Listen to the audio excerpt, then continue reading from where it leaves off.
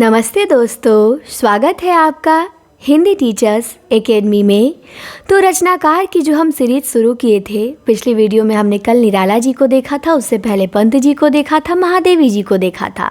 छायावाद के 4 स्तंभ हैं, तो सबसे पहले स्तंभ तो हमारे बचे ही थे और वो हैं जयशंकर प्रसाद, जिन्हें छायावाद का प्रवर्तक माना जाता है। तो यदि आप इनकी रचनाओं को याद करने में कंफ्यूज होते हैं तो ये वीडियो आपके लिए बहुत खास है।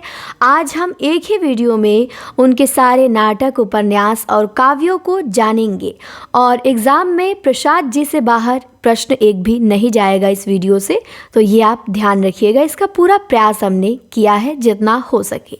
तो वीडियो को बस आप एक ही चीज़ करें, शेयर करें, लाइक करें और अंत में एक प्यारा सा छोटा सा कमेंट ज़रूर करें। तो चलिए आप समय ना गवाते हुए शुरू करते हैं। आ जाइए।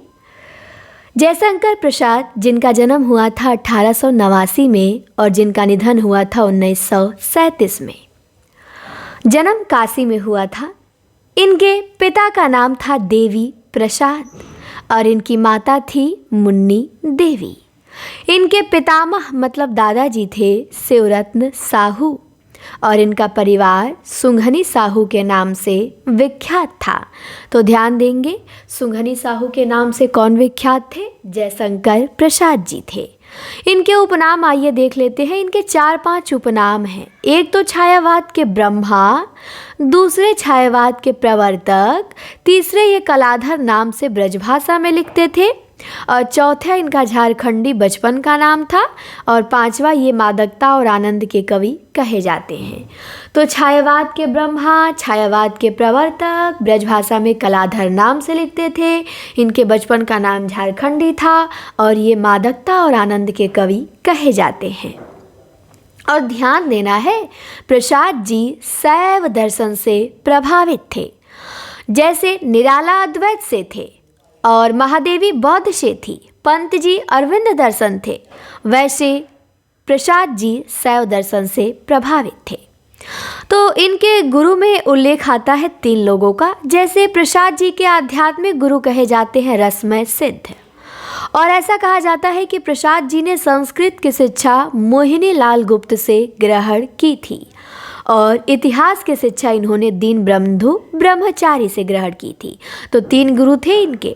एक आध्यात्मिक गुरु थे रसमय सिद्ध, संस्कृत की शिक्षा देने वाले मोहिनी लाल गुप्त थे और इतिहास की शिक्षा देने वाले दीन बंधु ब्रह्मचारी थे।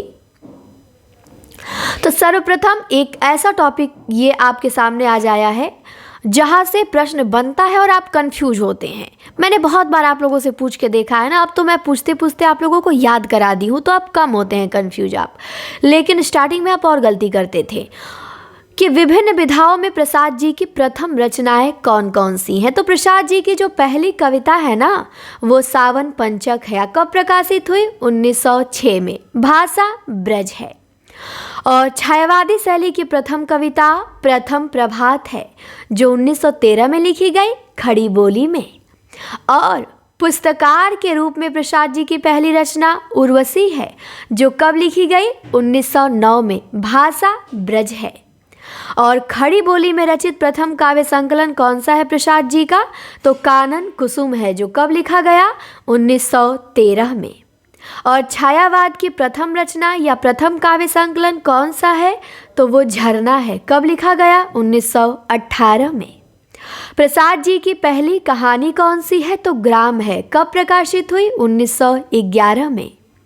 प्रसाद जी का पहला उपन्यास कौन सा है? कंकाल है। कब लिखा गया? 1929 में। प्रसाद जी का पहला नाटक कौन सा है? सज्जन है। कब लिखा गया? 1910 में। प्रसाद जी का पहला कहानी संग्रह कौन सा है? छाया है। कब लिखा गया? 1912 में। तो आइए फिर से एक बार रिवीजन करा देती हूँ। प्रसाद की पहली कविता सावन पंचक, प्रसाद की पहली छायावादी कविता प्रथम प्रभात, पुस्तकार के रूप में प्रसाद की पहली रचना उर्वशी और खड़ी बोली में रचित प्रसाद का प्रथम काव्य संकलन कानन कुसुम। छायावाद की प्रथम रचना या काव्य संकलन झरना है 1918 में। प्रसाद की प्रथम कहानी ग्राम है 1911 में। पहला उपन्यास कंकाल है 1929 में। पहला नाटक सज्जन, पहली कहानी संग्रह छाया 1912।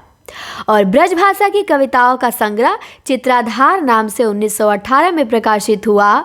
इसमें एक साथ 10 ग्रंथ संकलित हैं। तो चित्राधार में कौन से 10 ग्रंथ संकलित हैं प्रसाद जी के, आइए बताती हूँ आपको मैं।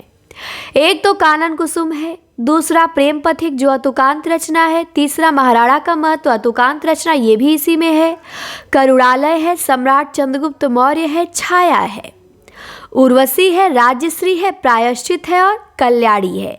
तो ये 10 रचनाएं हैं जो संकलित हैं चित्राधार में। चित्राधार कब प्रकाशित हुआ? 1918 में। डेट याद रखेंगे। ये जयशंकर प्रसाद हैं, छायावाद के प्रवर्तक, छायावाद के महेश, तो इन्हें ऐसे नहीं छोड़ा जा सकता। आ जाइए अब हम इनके प्रमुख काव्य संग्रह शुरू से देखते हैं। तो इनकी पहली रचना है उर्वशी जो प्रकाशित हुई 1909 में। वन मिलन है 1909 में, ये भी प्रकाशित हुआ, और प्रेम राज्य है ये भी 1909 में प्रकाशित हुआ। अयोध्या का उद्धार है ये 1910 में प्रकाशित हुआ, और सोकोच्छवास 1910 में, वभ्रु वाहन 1911 में, कानन कुसुम 1913 में। और प्रेम पथिक इसकी एक विशेषता है भाई, ये पहले ब्रज भाषा में लिखी गई 1909 में ब्रज में, फिर 13 या 14 में प्रसाद जी से खड़ी बोली में अनुदित कर देते हैं। तो पूछा जाता है कि प्रसाद की ऐसी कौन सी रचना है जो पहले ब्रज में थी बाद में खड़ी बोली में लिखी गई, तो वो है प्रेम पथिक। फिर महाराणा का महत्व 1914, ये आज मैंने बच्चन सिंह वाली वन लाइनर की क्लास में भी बताया था इसका डेट, कि महाराणा का महत्व का डेट 1914 ध्यान रखेंगे, और चित्राधार 1918 ध्यान रखेंगे। ये 10 रचनाएं प्रसाद जी जो छायावाद युग से पहले लिखे थे वो रचनाएं थी। अब प्रसाद जी के छायावादी रचनाएं केवल 4 हैं, 4 काव्य संकलन केवल छायावादी हैं। कौन कौन? तो झरना 1918 छायावाद की प्रयोगशाला कहा जाता है, 1918 में प्रकाशित होती है झरना, और झरना छायावाद की पहली रचना मानी जाती है क्योंकि छायावाद का शुरुआत 1918 से ही तो होता है। आंसू 1925, इन सब का डेट तो एकदम छापना होना चाहिए दिमाग में भाई, पूछा ही गया है। लहर 1933, कामायनी 1935 जो अंतिम काव्य ग्रंथ है। तो झरना, आंसू, लहर, कामायनी ये 4 छायावादी रचनाएं प्रसाद जी की हैं। इसके बाद अब झरना, आइए देखते हैं। झरना 1918 में प्रकाशित हुई, इसके बारे में जान लेंगे क्योंकि प्रसाद जी ऐसे वैसे नहीं है कि बस रचना जान के छोड़ देंगे, इसके बारे में थोड़ा सा जानना पड़ेगा आपको अंदर तक, तब आप यहाँ से प्रश्न बचा पाएंगे। तो झरना को छायावाद की पहली रचना माना जाता है, और यहाँ पे एक मिस्टेक हुआ है, इसे सुधारेंगे। आंसू को हिंदी का मेघदूत कहा जाता है, झरना को नहीं, तो यहाँ पे लिखने में मिस्टेक हो गया है। और झरना में, एक मिनट, यहाँ पे ये आंसू की विशेषता आ गई है 2 ठो, ठीक, आंसू में लिखना था, यहाँ लिखा गया है, तो ध्यान देंगे। आंसू में मैं बता दूंगी, अभी आंसू आएगा। तो आंसू में कुल 133 सखी छंद है और प्रधान रस करुण है, ये सब झरना की विशेषता नहीं है। झरना छायावाद की पहली रचना है, और नंद दुलारे वाजपेयी ने छायावाद की प्रयोगशाला का प्रथम आविष्कार झरना को माना है। तो झरना के बारे में आपको फिलहाल इतना ही ध्यान देना है, और ये भी ध्यान दे सकते हैं जो मैं कई बार बताई हूँ कि झरना का दूसरा संस्करण कब आया, 1927 में आया, बच्चन सिंह अपनी बुक में बताए हैं। प्रकाशित हुई 18 में और दूसरा संस्करण आया 1927 में। ठीक, आगे आ जाइए अगले प्रश्न पे। अगला है लहर। लहर आती है 1933 में, और ये एक गीति काव्य है, और ये एक श्रेष्ठ प्रगीतों का संकलन है। और लहर में प्रसाद जी की 4 कविताएं संकलित हैं, याद रखिएगा। एक है शेर सिंह का शस्त्र समर्पण, पेशोला की प्रतिध्वनि, प्रलय की छाया लंबी कविता, और अशोक की चिंता। तो 4 कविताएं लहर में संकलित हैं प्रसाद जी की। शेर सिंह का शस्त्र समर्पण, पेशोला की प्रतिध्वनि, प्रलय की छाया, अशोक की चिंता। प्रसाद जी की लंबी कविता प्रलय की छाया, पंत जी की लंबी कविता परिवर्तन, और निराला की मैंने कल 8 लंबी कविताएं बताई थी, तो याद होगा। तो हमने लहर के बारे में देखा, इसमें 4 कविताएं संकलित है। इसके बाद आती है कामायनी। कामायनी पे मंगला प्रसाद मिला है, और ये 1935 में प्रकाशित हुई है। प्रसाद जी की अंतिम काव्य कृति है, इसमें कुल 15 सर्ग हैं। चिंता से शुरू होती है, आनंद पे ख़त्म हो जाती है। तो चिंता, आशा, श्रद्धा, काम वासना लज्जा, कर्म ईर्ष्या ईड़ा, स्वप्न संघर्ष निर्वेद, दर्शन रहस्य आनंद। तो 15 सर्ग क्रम से याद होने चाहिए, पूछे जाते हैं। इसके बाद पात्र देख लीजिए कामायनी में। मनु है जो मन का प्रतीक है, श्रद्धा है जो हृदय का प्रतीक है, ईड़ा है जो बुद्धि का प्रतीक है, कुमार है जो मानव का प्रतीक है, वृषभ है जो धर्म का प्रतीक है। तो ये कामायनी के पात्र हैं। और कौन किसके प्रतीक हैं ये तो पूछा गया है कई बार। कामायनी में निहित दर्शन कौन कौन से हैं? तो समरसतावाद है, आनंदवाद है, शैव दर्शन है, प्रत्यभिज्ञा दर्शन है। और जो श्रद्धा थी, श्रद्धा को काम गोत्र की पुत्री बताया जाता है, जिससे इन्हें कामायनी भी कहा जाता है। तो इसीलिए इसका नाम कामायनी पड़ा। और दर्शन ये 4 ध्यान रखिएगा। कामायनी की कथा का आधार है शतपथ ब्राह्मण ग्रंथ और मत्स्य पुराण। ये कामायनी की कथा का आधार है। और कामायनी पे लिखी गई आलोचनात्मक रचनाएं हैं जो पूछी जाती हैं। जैसे कामायनी एक पुनर्विचार तो मुक्तिबोध का दिमाग में एकदम छाप लीजिए। कामायनी एक पुनर्मूल्यांकन राम स्वरूप चतुर्वेदी का ध्यान रखेंगे। और कामायनी मूल्यांकन और मूल्यांकन ये इंद्रनाथ मदान का तो ध्यान में रखना है। कामायनी एक पुनर्विचार मुक्तिबोध, कामायनी पुनर्मूल्यांकन राम स्वरूप चतुर्वेदी, कामायनी मूल्यांकन और मूल्यांकन इंद्रनाथ मदान, ये 3 पुस्तक ध्यान देंगे। अब बारी है प्रसाद जी के नाटकों की। इससे पहले मैं आपको यहाँ बता दूँ कि यहाँ आंसू लिखना था जो कि छूट गया है। आंसू यहाँ लिखना था कि ये आंसू की विशेषता यहाँ पे 3 ठो है। तो झरना के बाद आंसू आएगी ना, तो यहाँ आंसू लिखना था। लिखने में कभी कभी हो जाता है क्योंकि स्वाभाविक सी बात है। तो आंसू में मैं बता दे रही हूँ, बताने में गलती नहीं होना चाहिए। आंसू प्रसाद जी की रचना 1925 में प्रकाशित हुई। इसका दूसरा संस्करण आता है 1933 में और इसे हिंदी का मेघदूत कहा जाता है। आंसू में कुल 133 सखी छंद हैं और आंसू का प्रधान रस करुण रस है। तो ध्यान रखेंगे ना। चलिए अब हम प्रसाद जी के नाटक देखेंगे। काव्य इनका हो गया। तो प्रसाद जी का पहला नाटक सज्जन है, डेट 1910। इनके नाटकों का डेट याद रखना है। करुणालय हिंदी का पहला गीति नाट्य है 1913। कहीं 12 कहीं 13 मिलता है, 13 ध्यान देंगे। कल्याणी परिणय है 1913 में, प्रायश्चित है 1914 में। और राज्यश्री प्रसाद जी का नाटक है 1914, राज्यश्री 1915, विशाख 1921, अजातशत्रु 1922, जन्मेजय का नागयज्ञ 1926।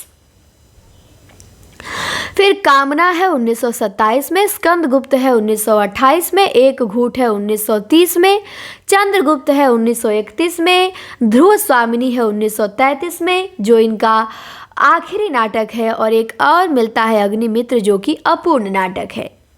तो इनके नाटक ध्यान देंगे आप। सज्जन, करुणालय, कल्याणी परिणय, प्रायश्चित, राज्यश्री, विशाख, अजातशत्रु, जन्मेजय का नागयज्ञ, कामना, स्कंदगुप्त, एक घूट, चंद्रगुप्त, ध्रुव स्वामिनी और अग्निमित्र। तो ये इनके नाटक थे। अब प्रसाद जी के उपन्यास देखेंगे। उपन्यास तो ये बड़ा कम लिखे हैं, 3 ठो लिखे हैं, आप लोगों को पता होगा। जैसे प्रेमचंद 3 नाटक लिखे हैं, संग्राम, करबला, प्रेम की वेदी, वैसे प्रसाद जी 3 उपन्यास लिखे हैं। कंकाल, तितली, इरावती। तो कंकाल 1929 में याद रखना है, तितली 1934 में ध्यान देना है और इरावती इनकी अधूरी रचना है। तो कंकाल जो है ये यथार्थवादी उपन्यास है, ये भी याद रखिएगा। प्रसाद का कंकाल यथार्थवादी है। और जो तितली है, तितली इंद्रदेव है, मधुवन है, शैला है, ये आदर्शवादी उपन्यास है। और जो इरावती है वो ऐतिहासिक है, चूँकि ये अधूरा है लेकिन ये ऐतिहासिक है। तो ध्यान रखेंगे 3 उपन्यास है, यथार्थवादी, आदर्शवादी, ऐतिहासिक। डेट ध्यान देना है कंकाल तितली का। 5 कहानी संग्रह है प्रसाद जी के।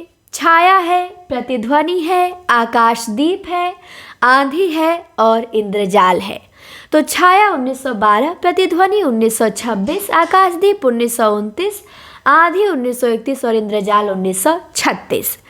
तो छाया, प्रतिध्वनि, आकाशदीप, आंधी, इंद्रजाल, ये 5 कहानी संग्रह प्रसाद जी के ध्यान रखेंगे।